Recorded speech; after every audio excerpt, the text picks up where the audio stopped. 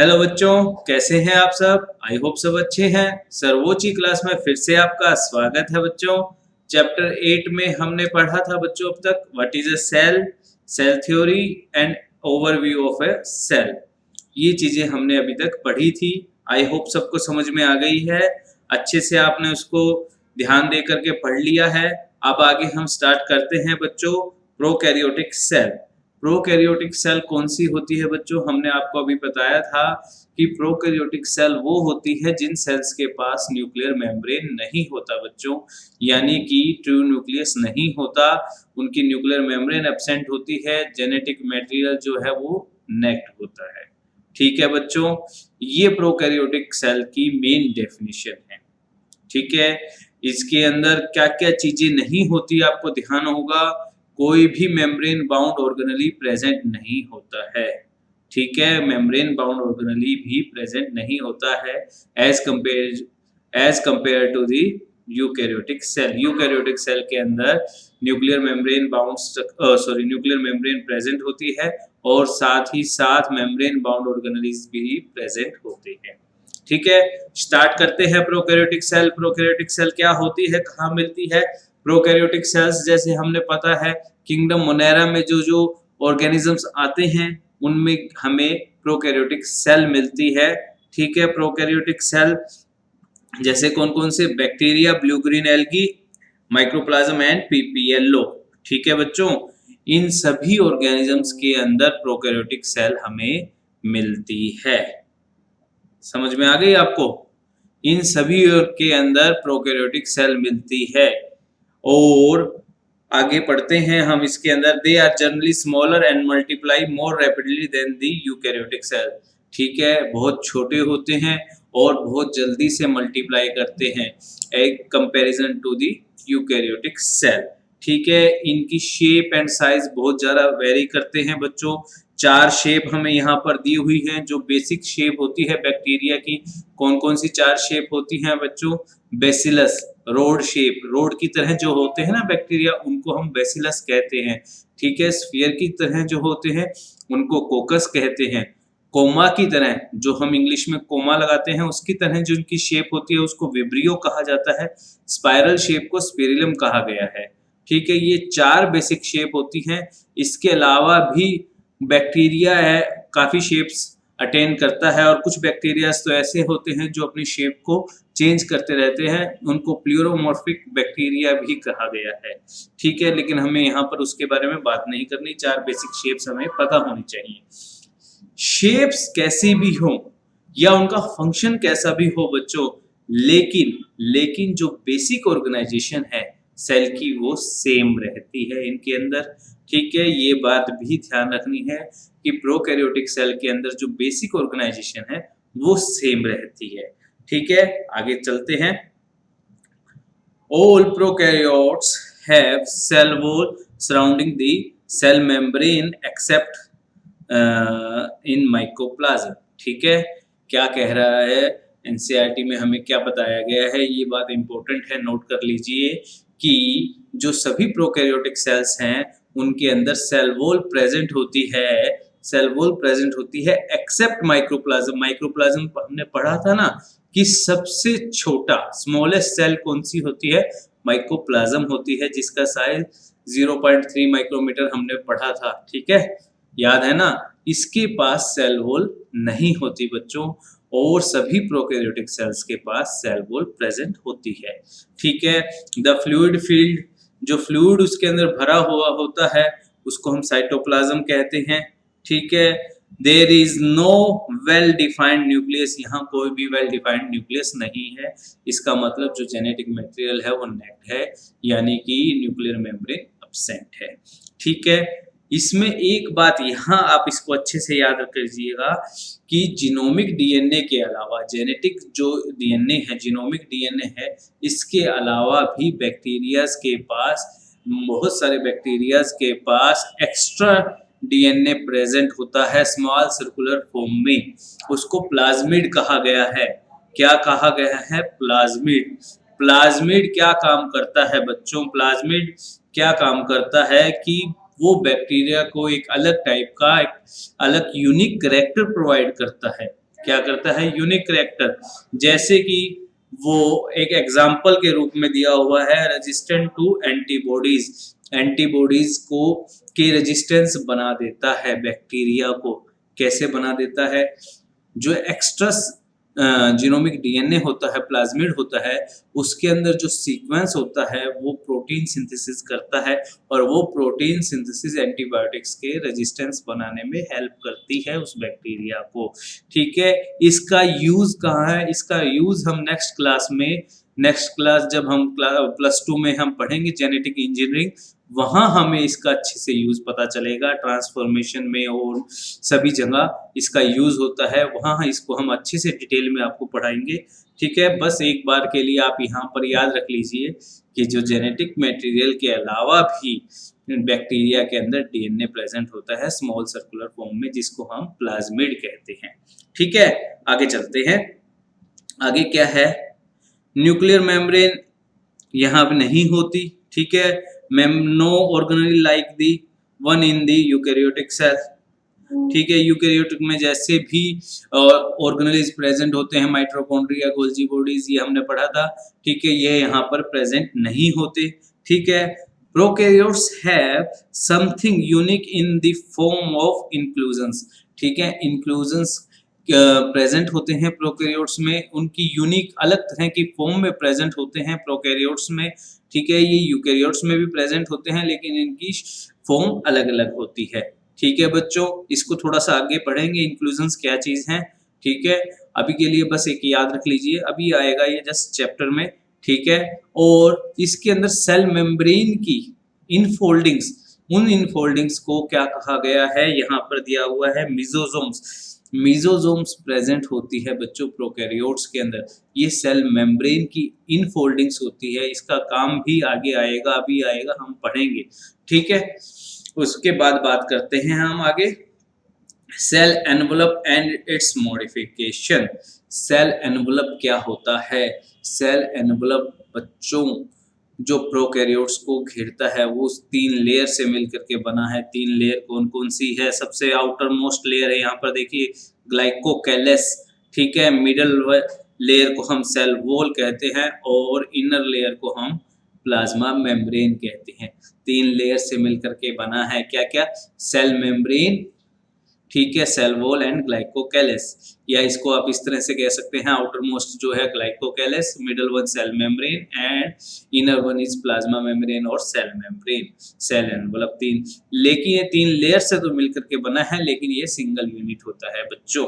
ठीक है, बैक्टीरिया को 2 टाइप से डिवाइड किया गया है अकॉर्डिंग टू दी स्टेनिंग। वो किस वजह से स्टेनिंग, ध्यान है आपको, ग्राम नेगेटिव ग्राम पॉजिटिव, हमने 8th क्लास से पढ़ते आ रहे हैं कि ग्राम पॉजिटिव बैक्टीरिया क्या होते हैं, ग्राम नेगेटिव बैक्टीरिया क्या होते हैं। ग्राम एक साइंटिस्ट थे बच्चों जिन्होंने स्टेनिंग बनाई थी। इसको एक वायलेट कलर की स्टेन से डाई किया जाता है बैक्टीरियाज को, उसके बाद आयोडीन सॉल्यूशन में डाला जाता है, फिर याद होगा आपको अल्कोहल या एसीटोन से इसको वॉश किया जाता है। जो बैक्टीरिया स्टेन को अपने अंदर रख लेते हैं, स्टेन को अपने अंदर रखने का मतलब वो वायलेट कलर के ही दिखाई देते हैं, उन बैक्टीरियाज को तो नाम दिया गया ग्राम पॉजिटिव बैक्टीरिया, और जो बैक्टीरिया उस स्टेन को रिमूव कर देते हैं उनको नाम दिया गया ग्राम नेगेटिव बैक्टीरिया। इसलिए बैक्टीरिया को 2 डिवाइड किया गया उनकी स्टेनिंग प्रॉपर्टी की वजह से। ये किस वजह से होते हैं, ये सेल एनवलप की कंपोजिशन की वजह से होते हैं। जिन बैक्टीरिया की सेल वॉल ज़्यादा थिक होती है बच्चों, वो ग्राम पॉजिटिव बैक्टीरिया होते हैं, वो इजीली उसको वॉश होने नहीं देते उस स्टेन को, और जो ग्राम नेगेटिव बैक्टीरिया होते हैं उनकी जो सेल वॉल होती है वो थिन होती है। ठीक है, याद आ गया, आपने पढ़ा हुआ है ये बच्चों, gram positive gram negative bacteria. ठीक है, यहाँ पर हमने थोड़ा सा आपको रिवाइज करा दिया है। उसके बाद आगे चलते हैं। ग्लाइकोकैलस को 2 टाइप से कहा गया है, ग्लाइकोकैलस को 2 टाइप से कहा गया है। ठीक है, स्लाइम लेयर और कैप्सूल। जब ये ग्लाइकोकैलस आउटर मोस्ट लेयर होती है, ठीक है, सेल एनवलप की, जब ये लेयर थिक और टफ होती है तो इसको नाम दिया गया कैप्सूल। ठीक है, और जब ये लूज शीट की तरह होती है यहाँ दिया हुआ है ना बच्चों, देखो लूज शीट की तरह होती है तो उसको नाम दिया गया है स्लाइम लेयर, और जब ये थिक और टफ होती है तो उसको नाम दिया गया है, क्या नाम दिया गया है, कैप्सूल। ठीक है, उसके बाद उसके बाद द सेल वॉल का determines the shape of the cell. ठीक है, यहाँ पर सेल वॉल का काम बताया गया है हमें। सेल वॉल का काम क्या है, शेप को डिटरमाइन करती है, स्ट्रेंथ प्रोवाइड करती है, और सेल को ब्रस्ट होने से या श्रिंक होने से बचाती है। ठीक है, उसकी मेंटेन शेप को मेंटेन रखती है बच्चों।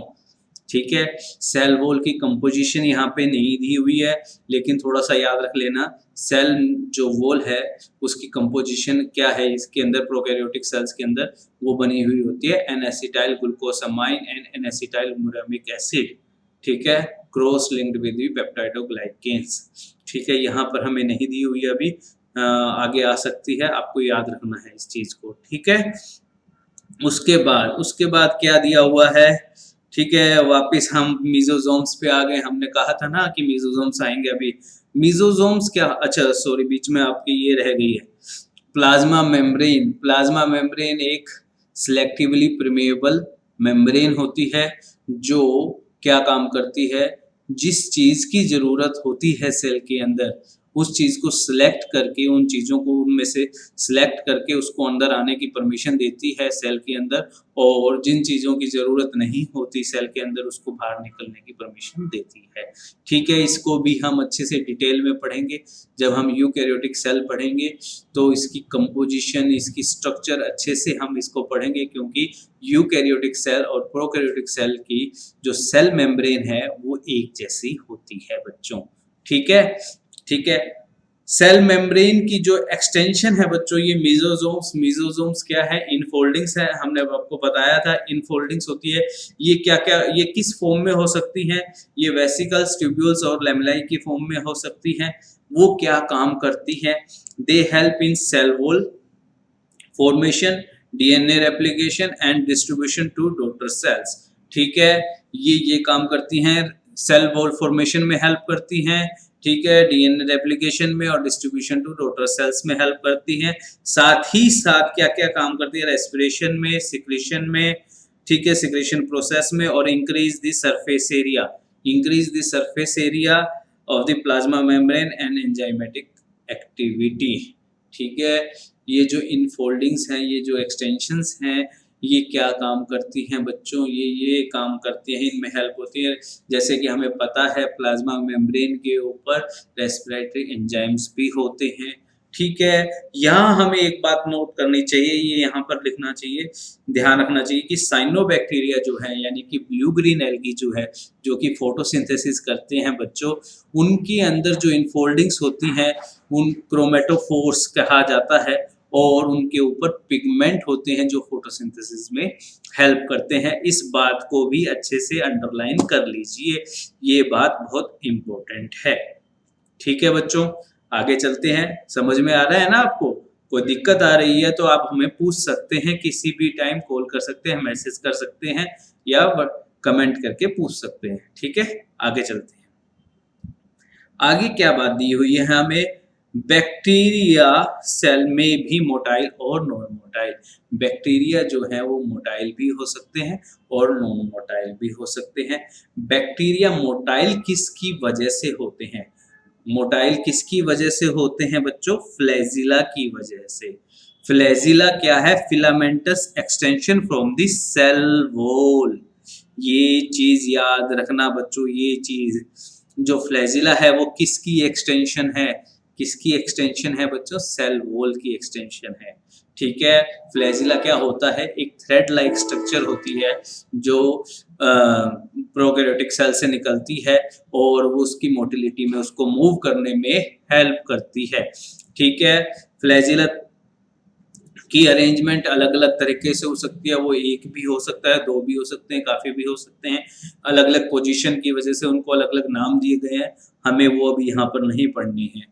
ठीक है, आगे बात करते हैं। फ्लैजिला 3 पार्ट से मिलकर के बना है, filament, hook and basal body. ठीक है, कौन कौन सी, filament, hook and basal body. ठीक है, इसमें जो सबसे लंबा पार्ट होता है फ्लैजिला का वो होता है फिलामेंट। ठीक है, लॉन्गेस्ट पार्ट जो है इसका, लॉन्गेस्ट बॉडी पार्ट है जो वो है फिलामेंट, ये ध्यान रखना है। फ्लैजिला काफी इंपॉर्टेंट है बच्चों, थोड़ा सा एक बार इसको दोबारा रिवाइज करते हैं। बैक्टीरिया के अंदर जो मोटिलिटी होती है, जिस तरह मूव कर सकता है, वो किसकी वजह से होता है, फ्लैजिला की वजह से होता है। फ्लैजिला सेल वॉल की एक्सटेंशन होती है। ठीक है, 3 पार्ट से मिलकर के बना हुआ है flagella, filament, hook and basal body. ठीक है, जिसके अंदर फिलामेंट जो है सबसे लंबा पार्ट है।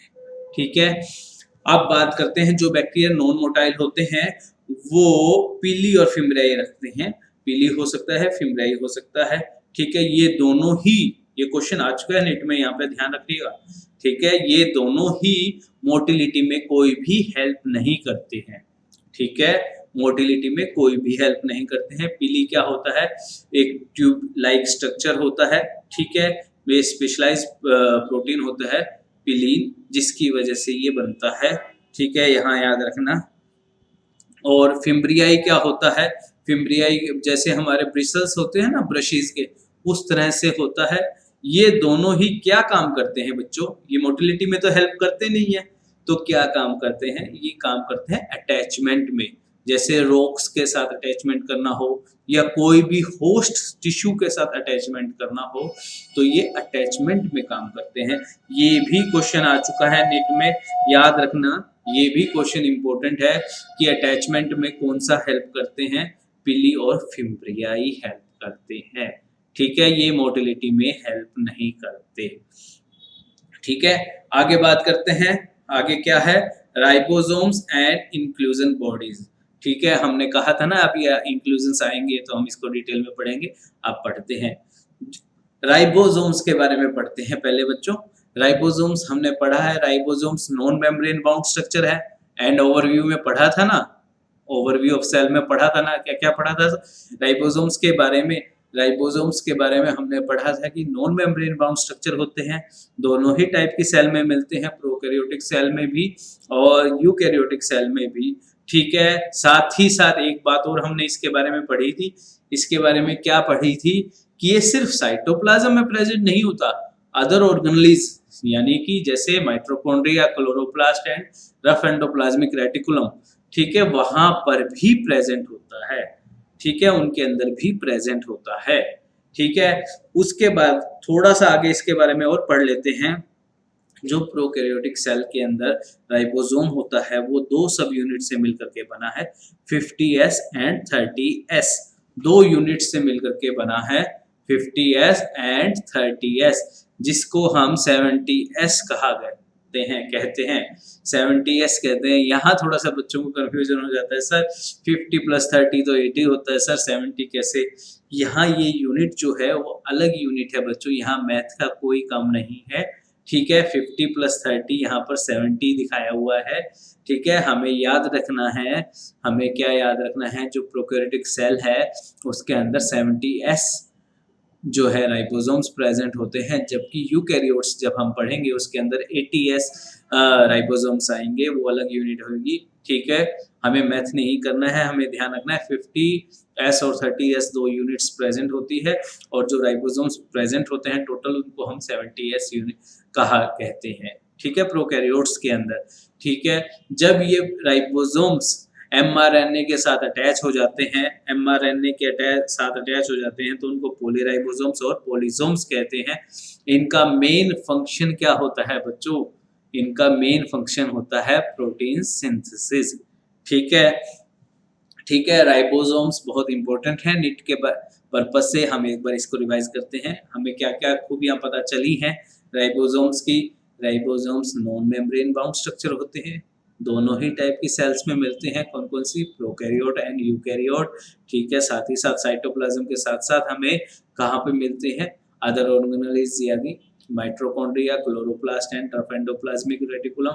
प्रोकैरियोट्स के अंदर जो राइबोसोम्स होते हैं वो 2 यूनिट से मिलकर के बनते हैं, 50S एंड 30S, और उनको टोटली हम क्या कहते हैं, 70S राइबोसोम। ठीक है बच्चों, उसके बाद mRNA के साथ जब ये मिल जाते हैं तो इनको पॉलीराइबोसोम और पॉलीसोम कहा जाता है। ठीक है, और ये किस चीज में हेल्प करते हैं, प्रोटीन सिंथेसिस में, ठीक है। अब बात करते हैं इंक्लूजन बॉडी। इंक्लूजन बॉडी क्या होता है बच्चों, इंक्लूजन बॉडी होते हैं रिजर्व फूड मटेरियल। यहाँ पर ये साइटोप्लाज्म में प्रेजेंट होते हैं और ये भी नॉन मेम्ब्रेन बाउंड होते हैं। ये न्यूट्रिएंट्स होते हैं जो साइटोप्लाज्म में फैले हुए होते हैं ग्रेन्यूल्स के रूप में, ठीक है। ये अलग अलग ग्रेन्यूल्स हो सकते हैं, जैसे यहाँ पर दिया हुआ है phosphate granule, cyanophycin granule and glycogen granules, ठीक है। अलग अलग रिजर्व फूड मटेरियल होते हैं, इनका कोई भी मल्टीप्लिकेशन में हेल्प नहीं होती, ठीक है। ये ध्यान रखना, इंक्लूजन बॉडी किस किस फॉर्म में मिल सकते हैं, ठीक है। कुछ बैक्टीरिया जैसे जो हमारे फोटोसिंथेटिक बैक्टीरिया होते हैं ना, ब्लू ग्रीन एल्गी या purple and green photosynthetic bacteria, इनके अंदर गैस वैक्यूल्स प्रेजेंट होते हैं, ठीक है। वैक्यूल जो हम पढ़ेंगे ना आगे, यूकैरियोट्स के अंदर ट्रू वैक्यूल प्रेजेंट नहीं होता, कुछ के अंदर जो फोटोसिंथेटिक बैक्टीरिया होते हैं उनके अंदर गैस वैक्यूल प्रेजेंट होता है। गैस वैक्यूल क्या काम करता है, उनको इजीली ऊपर फ्लो करने में हेल्प करता है, जिससे कि वो इजीली फोटोसिंथेसिस कर सके, सनलाइट ले सके, ठीक है। ये चीजें यहाँ तक हम आज पढ़ेंगे, ये चीजों को अच्छे से पढ़ना है बच्चों। प्रोकैरियोटिक सेल्स बहुत इंपॉर्टेंट है नीट पर्पज से, बहुत सारे क्वेश्चन बनते हैं, अच्छे से ध्यान रखना है, हर लाइन टू लाइन पढ़ना है। फिर भी कोई डाउट रह जाए तो आप हमें कॉल कर सकते हैं, मैसेज कर सकते हैं, कमेंट करके पूछ सकते हैं। वीडियो पसंद आई है तो लाइक शेयर एंड सब्सक्राइब जरूर करें। अपडेट्स के लिए आप हमारे पास फेसबुक पर, इंस्टाग्राम पर, टेलीग्राम पर हमें फॉलो कर सकते हैं। प्ले स्टोर पर हमारी ऐप है सर्वोची क्लासेस की, उसे भी डाउनलोड कर लीजिए, ठीक है बच्चों। अपना ध्यान रखना है, ठीक है, अच्छे से पढ़ना है और कंफ्यूज नहीं होना है, कॉन्फिडेंस लूज नहीं करना है, ठीक है बच्चों। Thank you very much.